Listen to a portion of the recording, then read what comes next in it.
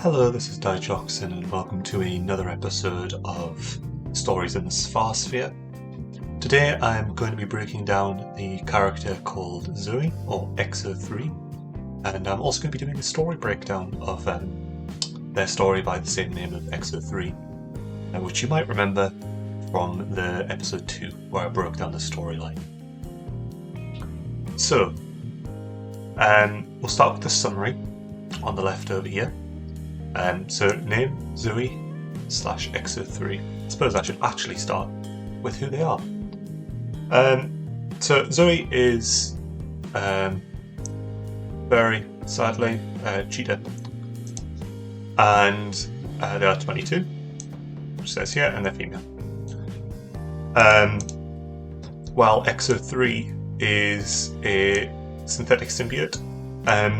I guess this could be best related to Venom from Spider-Man, maybe.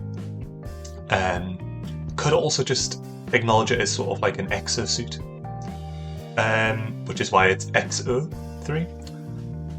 Basically, it's a robotic suit that goes over the top of her, but is always sort of a part of her. It's not something she just puts on like a suit of power armor. It's always there inside of her, just not visible, and comes out when it's necessary. And hopefully I can explain that a bit better later on. So she's 55 foot. She's 5 foot 5 inches normally, but she gains an extra foot. It goes to 6 foot 5 when she's in the symbiotic form. The faction that she belongs to is the New Age Kingdom. Not that she really fights for them, but that is where she lives. And her occupation is a drifter. So she just sort of goes from planet to planet. And then also a side occupation of a war machine because of the X0-3 part. And again, we'll get more into that as we go through the story. Home and family. Well, she's got no family that's relevant, and she hasn't got a home because she's a drifter. So those two are non-applicable. And I mentioned in the Alistair video that all the characters have sort of a role. This character is both running from war and avoiding the reality of it when they're in their Zoey form. However, when they become X0-3, they are a physical embodiment of war. Therefore, I classify them as becoming war. So, a bit of a Jekyll and Hyde character, I guess, but not quite. And you know what? We'll see as we go into the story now. So, 10 chapters. It could honestly be 9. These two could be just one story, but 10 chapters I think is just a nice number. And we'll start with Chapter 1, Breakout. So, in Breakout, it's a very short introductory chapter. It starts off with some action right away, and it has the X0-3 form of Zoey breaking out of this facility. The power drops, so mysteriously, and she takes that as the chance to make an escape. She has to fight through several security personnel who are deployed to try and stop her escape, and eventually, as she's reaching an escape pod from the station she's at, the space station that she's at, she is confronted by X0-1. Sorry, she's confronted by X0-1, and this is where we have the first standoff right away with X0-3 and X0-1. I think you can guess X0-1 is an earlier incarnation.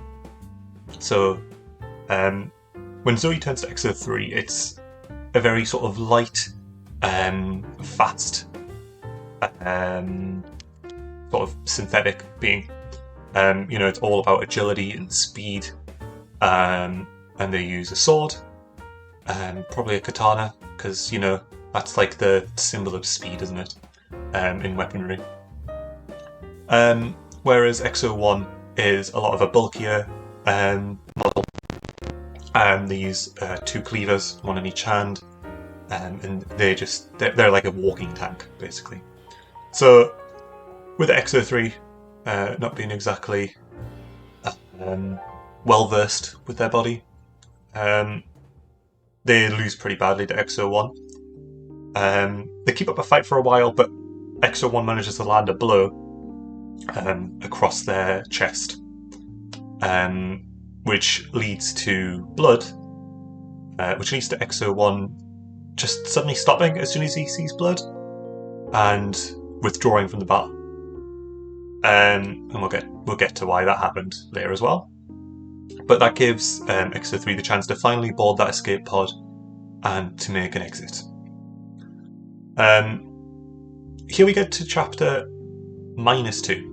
Not chapter 2, but -2 in New Horizons. And the minus chapters are flashback chapters. So we've had the big breakout, and she's just about managed to get away. So we get a flashback now. So the first flashback is what Zoey used to be like. I should also mention this story only really has 4 characters. And we're going to introduce we've already been introduced to X0-1 and X0-3, so that's 2 of our characters. And we only get 2 more characters after that, really. So New Horizons, we get a flashback of Zoey living her drifter life outside of that facility, where she really just goes from planet to planet. She's a very happy-go-lucky character. She just helps other people, gets a job to work for as long as she can. In the New Age Kingdom, it's hard for people to get jobs because a lot of stuff is already ran by robots and autonomy. So she goes from planet to planet, getting whatever job she can, working for as long as she can. And when she's made redundant, she moves on to the next planet, makes new friends, helps new people, so on and so forth.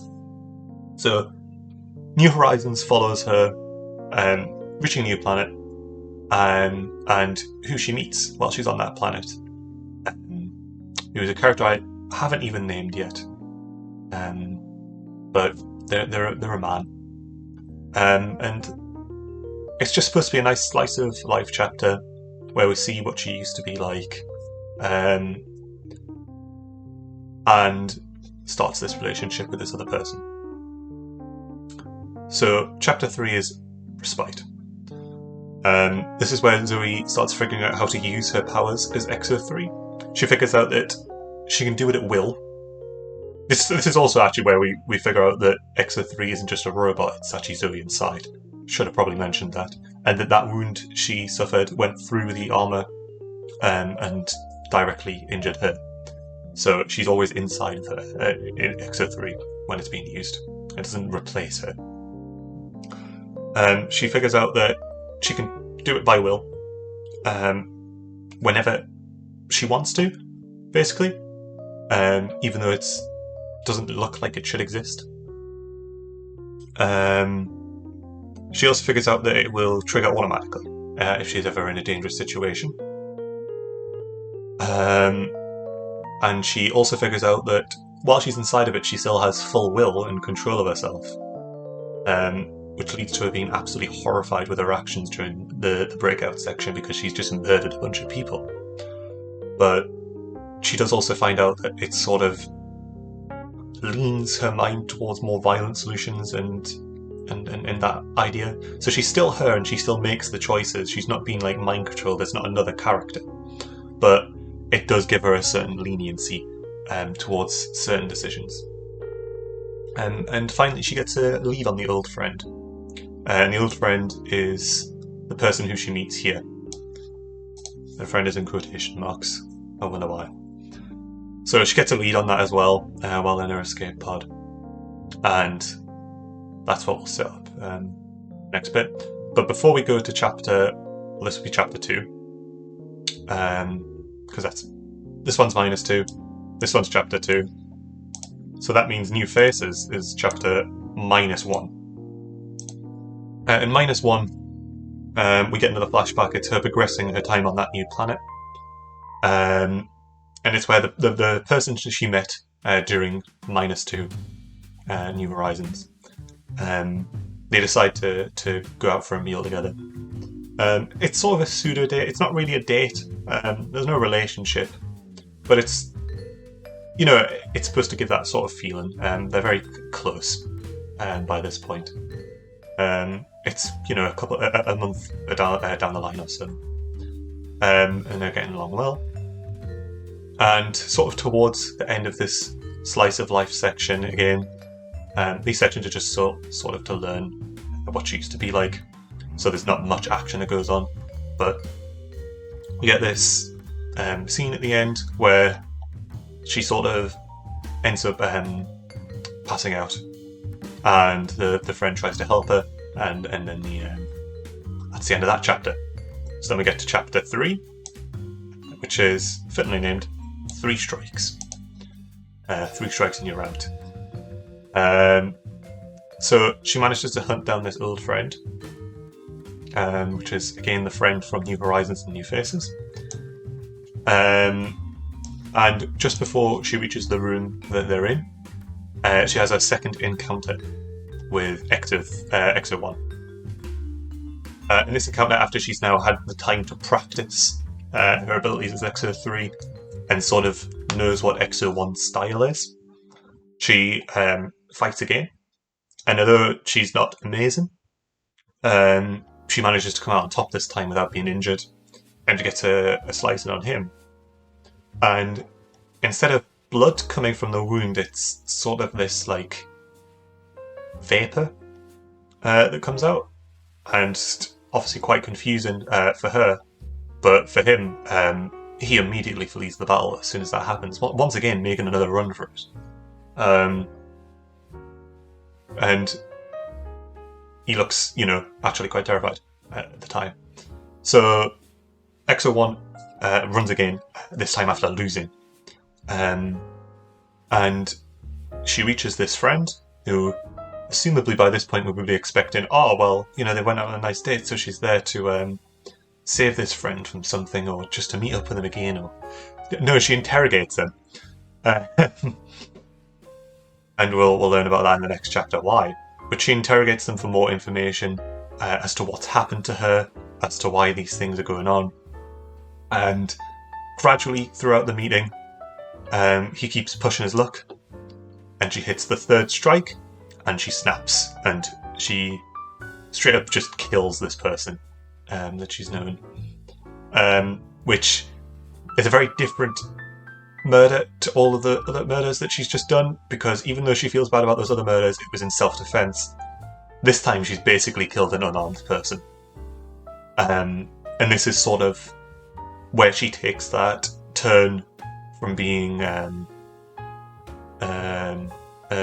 helpless person to now being a bit of an anti-villain, and to being unhinged, and, you know, sort of loses her way a bit. So we get a final flashback in New Fates, which is chapter 0. And this shows that this friend that she met in New Horizons, and then passed out with in New Faces, and then killed in 3 strikes, this friend had actually drugged her on that date, and he was working for a science division in the New Age Kingdom. Specifically, he was working with the New Age Kingdom, who were in cahoots with the Conglomerate. And the Conglomerate, I think I mentioned briefly in episode 2, that the Conglomerate is sort of a 4th faction, but it doesn't really pick any sides in the big war across the galaxy. And their whole thing is very secretive, but they're kind of like blending technology with magic, which is a topic I might cover more intensively, but that's sort of how the X0-3 stuff works, and that is what the X0 experiment as a whole is. X0-1, X0-2, X0-3, soon enough X0-4. That was a terrible circle, but soon enough X0-4 is all experimentation by the Conglomerate. So we find out that this person who she's made friends with is actually working as a courier between the Conglomerate and the New Age Kingdom, who the New Age Kingdom obviously believes in technology at any cost, so they're very fond of working with the Conglomerate in hopes of getting this new technology. So we find out that he had kidnapped her and was now actually one of the people in lead of the experiments, on her, and it sort of sets it up for the next few months of her being experimented on and having just genuinely horrific things happen. You know, that kind of sci-fi moral experimentation trope. And of course, with it being Chapter 0, it leads up to the breakout in Chapter 1. So now we've got the final flashback done. The next 4 chapters are all following onto each other and are all in not modern, but present time. So we have Hot on the Tracks. After her interrogation of the friend in 3 Strikes, she sort of gets information that he was going to do another experiment, and that experiment's surely been passed on to the person under him for an X0-4. And obviously she would never want anyone to go through what she's gone over. So she boards a train and begins just absolutely going off the rails. With her snap in 3 Strikes, she's sort of given up on a level of morality, and so she basically just butchers this entire train's worth of people who are soldiers and scientists, and a lot of them unarmed, just so she can get to a control terminal and get the information that she needs to have a lead on X0-4 onto what's going on with that, onto how she might be able to help.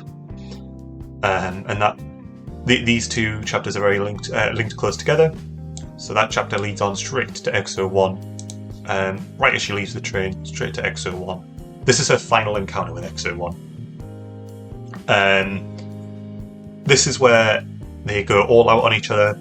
This is where she shows how adept she's become as using this form of X0-3, and she wins without taking a blow, without too much time at all, and fully cuts into X0-1 and guarantees his death.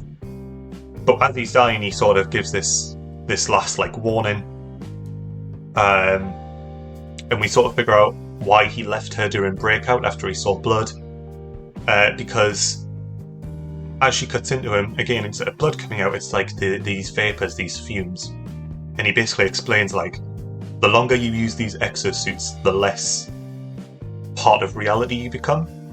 You sort of fade out of existence in a way, and eventually you become this vaporous form where you're barely even still in the same reality, barely still in the 3rd dimension, and you have to be in the suit at all times, because otherwise you will just evaporate into the atmosphere and die, or disappear, or it's a bit hard to tell.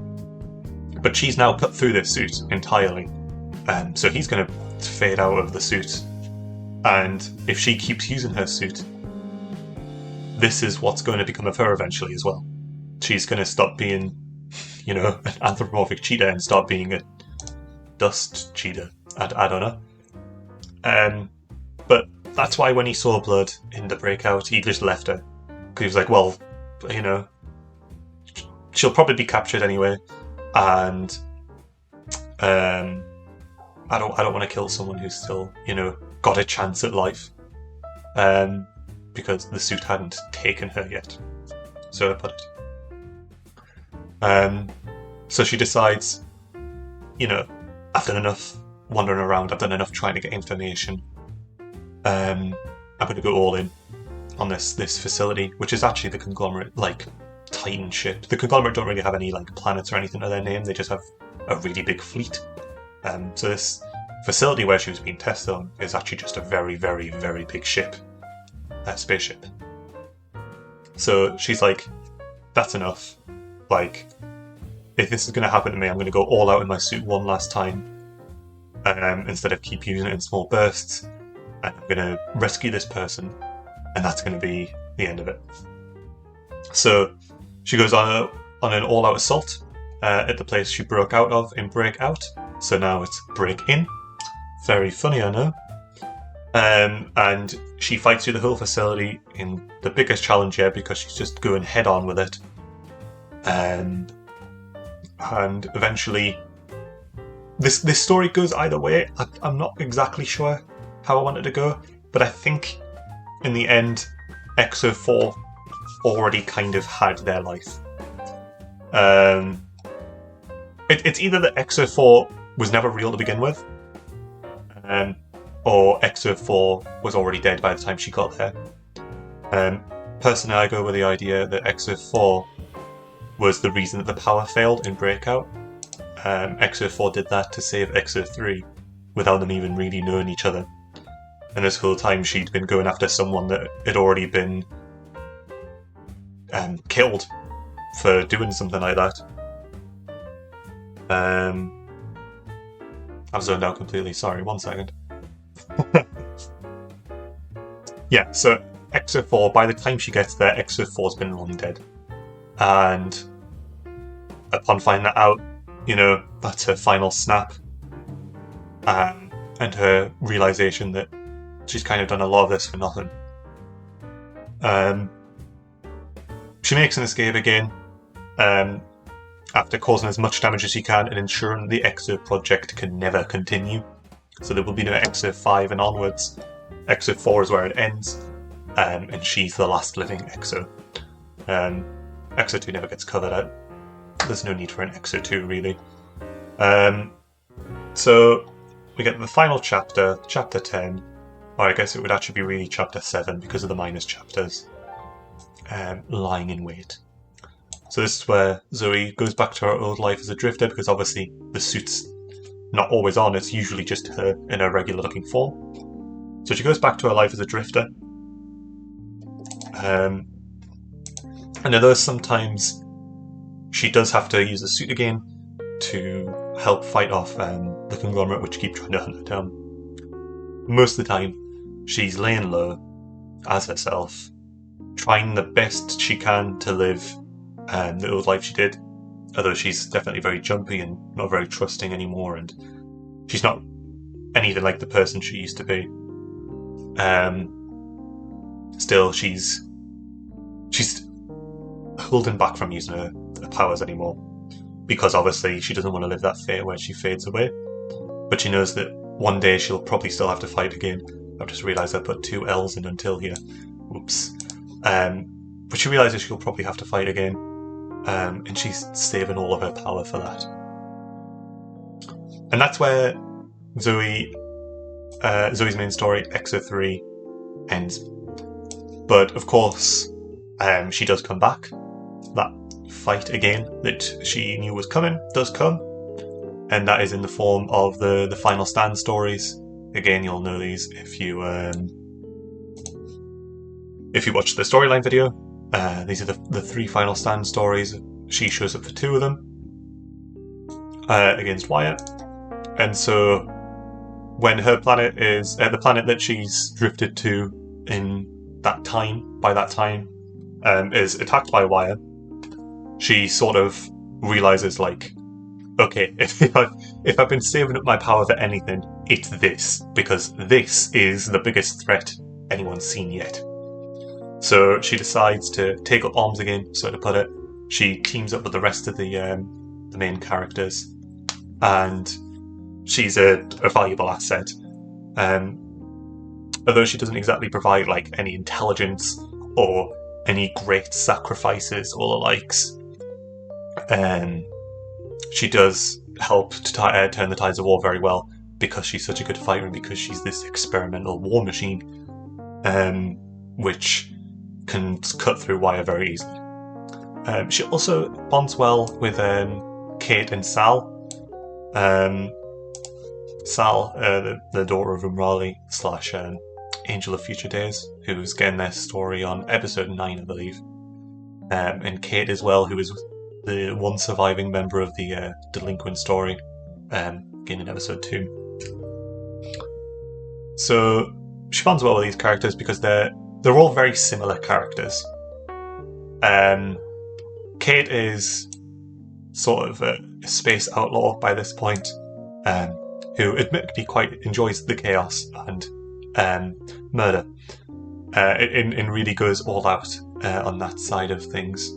And then we've got Zoey, who has the same huge capacity to kill, but absolutely does not want to do it anymore after seeing the path that she went down in her story. So she's very reluctant to actually do any of it. And then there's Sal, who again has this huge capacity for combat and for killing. It doesn't really care either way. She's very nonchalant about it. So it creates this sort of one-woman army dynamic of these three characters that can all kill, but have different motives and beliefs on doing it. Finally we get to The Strange Eon, which is of course not only the last story with... My gosh, there's a whole truck just went by. It's not only the final story with Zoey, but it's the final story of part 1 entirely. She makes it all the way at the end. So there's sort of two ways that her story can end. She can either go all out in a final stand to help win one of the battles against Wire, which of course leads to her fading out of existence as foretold, because she's used her suit all up in this final battle. And instead of staying as this suit and this form that she hates so much, she sort of accepts that she knew this was going to happen if she used the suit this much, and she just sort of turns it off and lets herself fade away to, I guess, atone for her sins sort of idea. You know, she's made her final fight, she's saved who she can, and she's ready to go. But I think more likely is that she makes it all the way at the very, very final stand that only a few characters make it to in Abruptum, which is where this universe's god lives. And she makes it to Abruptum with this handful of other characters and makes the final stand against Wire, which is invading the dimension. Which again, she probably goes all out and becomes this ethereal form, but instead of giving up and letting it take her, she eventually ends up falling to Wire. It pierces her suit, she fades out into the Abruptum. And again, if you've watched part 2, you know that Wire wins in the end. Until part 4, where time travel happens and it doesn't win, but this is the canonical end for X0-3, I would say. Where she goes all out and ends up failing a Wire, but she made it all the way to the end. And again, she sort of makes up for her snap by doing absolutely everything she can, and again sacrificing who she is to try and stop Wire, even if it doesn't really work in the end. So I think that's the end of X0-3 or Zoey. Hopefully this is an okay video. I know there was a couple of people telling me that in the storyline breakdown video of 2 I was going very quickly through it all, and even then it ended up being an hour-long episode. So hopefully this shows a bit more of the depth that stories have, and a bit more of the depth that characters have. And hopefully this is good practice for whenever I do another story breakdown / character breakdown. I'm not sure what next episode's going to be. I usually like to have a bit of a teaser for that, but I don't know. It might be a bit of a world-building episode. I've been working on weapons and weapon manufacturers for the universe, given that war is such a prevalent theme. So that might be next episode. I do like to tease the next episode, but I'm not exactly sure what it'll be. But this is X0-3, this was Zoey, and thank you for watching another episode of Stories in the Säfärsphere, and I hope I can see you next time.